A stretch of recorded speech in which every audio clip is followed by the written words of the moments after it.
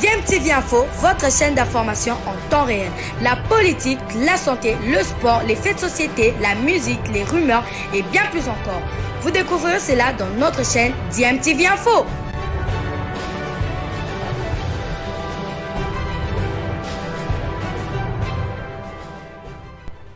Vous êtes sur DMTV, bonjour ou bonsoir, tout dépend de l'heure à laquelle vous nous suivez. Tout plaisir est pour nous de vous retrouver, mais surtout de savoir que vous êtes nombreux en train de suivre votre chaîne YouTube DMTV. DMTV qui vous propose l'actualité, vous propose également des analyses et des réflexions sur des sujets d'actualité, sur des faits sociaux ou tout simplement sur des réalités que nous observons ici chez nous en République démocratique du Congo. L'actualité, vous le savez, c'est aussi les décisions qui ont été prises par la CAF et la FIFA en rapport avec la Fédération congolaise de football association après la rencontre tripartite entre la CAF, la FIFA et la Fédération congolaise de football association. Après cette résolution, on sait que la FIFA et la CAF ont retiré la gestion financière à la FECOFA et cette dernière tente de donner des explications alors que la situation est claire. Il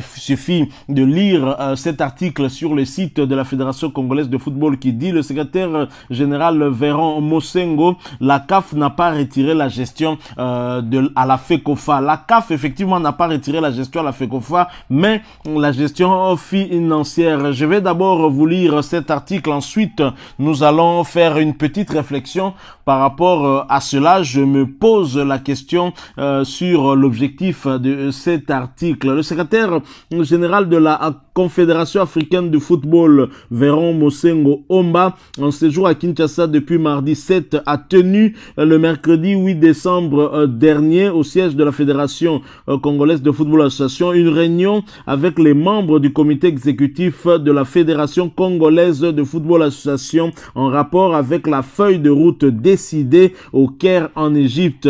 Le patron de l'administration de l'instance fêtière continentale a fixé l'opinion en déclarant que la CAF n'a pas retiré la gestion à la FECOFA, mais plutôt l'accompagne pour la bonne gouvernance. Selon Véron Mosengo, la réunion de ce mercredi est à la suite logique de la rencontre du Caire du jeudi 2 décembre 2021. On a eu une réunion en Égypte, ça c'est le suivi. Il y a eu 3 étapes. La première étape, comme on était convenu, c'est la prolongation du mandat du comité exécutif actuel et la nomination de 2 délégués choisis par la CAF et la FIFA. Il s'agit de Dieudonné Sambisele, chargé des affaires financières, et de Maître Kabeya Mwanakalala en matière juridique que j'ai présenté au comité de la FECOFA. Répondant à la question sur les spéculations du retrait de gestion financière et administrative ou du retrait de confiance de l'actuel comité exécutif de la FECOFA, le secrétaire général de la CAF a éclairé l'opinion en déclarant que la CAF n'a pas retiré la confiance ni la gestion à la fédération, mais une sorte d'accompagnement. Nous n'avons pas retiré la confiance au comité exécutif ni la gestion de la fédération, car si c'était le cas, on aurait pu retirer tout l'exécutif. C'est un mode différent de fonctionner. On a créé une sorte de mixte. Le comité exécutif est en place et le secrétariat général de la fédération est toujours en place. C'est une nouvelle collaboration, a-t-il dit.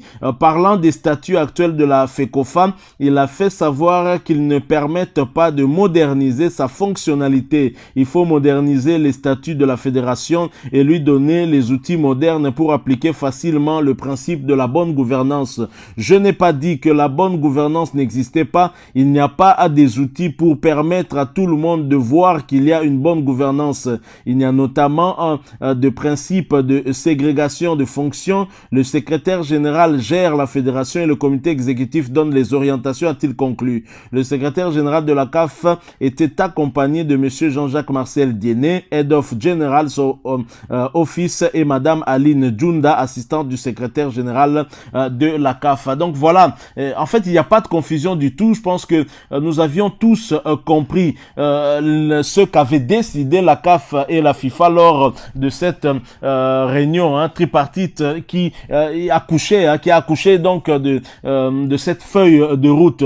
La décision qui avait été prise, c'était de maintenir le comité exécutif de la Fédération congolaise de football jusqu'au mois de juillet 2022. Donc ce comité est prolongé. Je rappelle que les élections devaient avoir lieu au mois de décembre, le 28 décembre. Et la FIFA veut qu'on puisse amender les textes de cette fédération qui ne sont pas en tout cas conformes avec la bonne gouvernance notamment. Alors ceci signifie que sur le plan administratif, on n'a pas retiré la gestion au comité exécutif et c'est tout à fait clair, ce qui a été clair depuis le début. Mais maintenant du côté finance, et d'ailleurs le secrétaire général de la CAF, Véran Omosengo, n'a même pas fait allusion à la gestion financière. Il parle de ne pas avoir retiré la confiance. On n'a pas retiré la confiance en ce qui concerne la gestion administrative de la Fédération congolaise de football association, mais en ce qui concerne la gestion financière, il est clair qu'on a retiré la confiance à cette fédération qui n'inspire pas confiance depuis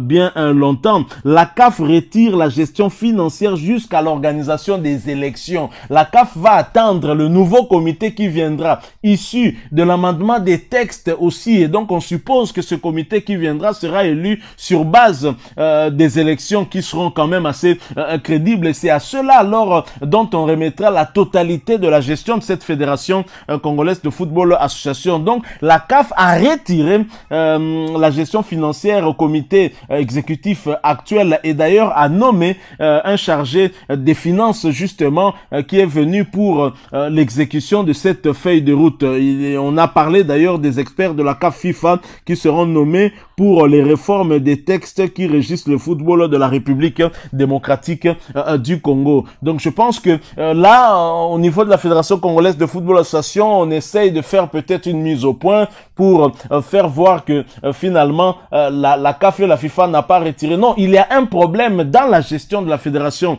congolaise de football association, chose que plusieurs personnes ont décrié depuis belle lurette. Il n'y avait pas de changement avec le leadership de Constant Omari. Rien ne marchait comme tel au niveau de la Fédération congolaise de football association et cette décision de la CAF et de la FIFA est salutaire parce que ça va permettre à réorganiser cette Fédération congolaise de football association, à éviter le clientélisme qui a élu domicile au sein de cette fédération. Ainsi, nous allons repartir sur des nouvelles bases et on peut alors espérer qu'il y ait effectivement un développement du football congolais qui a eu en tout cas à prendre un coup d'arrêt depuis l'avènement, on va dire, de l'ère Constant Omar à la tête de cette fédération. À partir du moment où on vous retire cette gestion financière, ça signifie très clairement qu'il y a mauvaise gouvernance. Je crois que le secrétaire général de la CAF a voulu un tout petit peu ménager ce comité de gestion. Il n'a pas voulu se montrer très dur avec ce comité. Il a voulu rester en tout cas très courtois. Mais ce que nous avons eu à lire entre les lignes de cette décision qui avait été prise, c'est vrai, lors de cette réunion tripartite, c'était, je pense, le 2 décembre dernier au Caire, au siège de la CAF. C'était une volonté ferme de la CAF et de la FIFA de voir la République démocratique du Congo se mettre sur des bons rails et de repartir de plus belle, parce que la FIFA a eu à financer le football ici au pays sans bons résultats, sans voir le développement du football des jeunes par exemple ou du football des dames se développer. Et donc il y a très clairement eu des inquiétudes sur le plan de la gestion financière. Voilà ce qui explique cette décision là. Donc je crois qu'au niveau de la Fédération congolaise de football association, on a tenté peut-être au regard de cet article publié sur le site officiel de la Fédération de relativiser cette décision et ou peut-être créer une confusion. Certes, on n'a pas retiré la gestion administrative de la Fédération à ce comité actuel, sinon on ne l'aurait pas prolongé. C'est la FIFA et la CAF qui ont décidé de prolonger le mandat de ce comité, arrivé à terme d'ailleurs en ce mois de décembre, jusqu'au moins 6 mois, jusqu'au mois de juin, juillet. Le temps pour les experts de la CAF et de la FIFA puissent travailler sur la réforme des textes qui régissent le football de la République démocratique du Congo. Donc voilà cette réflexion que nous avons voulu partager avec vous en ce qui concerne cette feuille de route qui était sortie de cette réunion tripartite entre la Fédération congolaise de football association, la CAF et la FIFA. Alors si vous avez aimé, laissez-nous un maximum de j'aime. Merci de partager avec nous votre propre opinion en nous la laissant à travers un commentaire. Abonnez-vous si vous êtes nouveau ou ancien que vous ne vous êtes pas encore abonné. N'oubliez pas d'activer la petite cloche de notification en cliquant tout simplement sur celle que vous verrez apparaître dès que vous serez abonné parce qu'elle vous permettra de ne plus rien manquer des prochaines vidéos que nous allons vous proposer. Encore une fois, merci à vous. Nous espérons vous retrouver bientôt avec un autre sujet d'actualité. En attendant, portez-vous bien et DMTV vous dit au revoir.